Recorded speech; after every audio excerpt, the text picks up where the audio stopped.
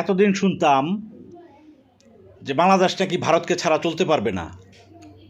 এখন তো দেখি গণেশ উল্টে গিয়েছে। এখন ভারত বাংলাদেশকে ছাড়া অচল।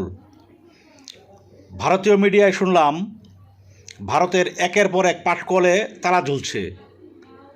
কারণ তা হচ্ছে আমাদের বাংলাদেশ কাঁচা পাটের উপর নিষেধাজ্ঞা দিয়েছে।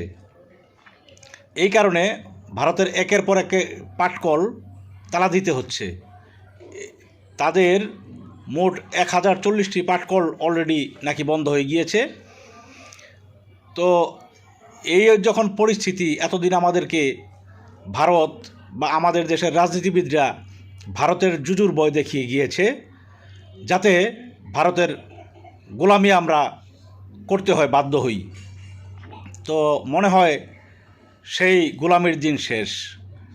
এখন সামনে দেশপ্রেমিকের বাংলাদেশ। ধন্যবাদ।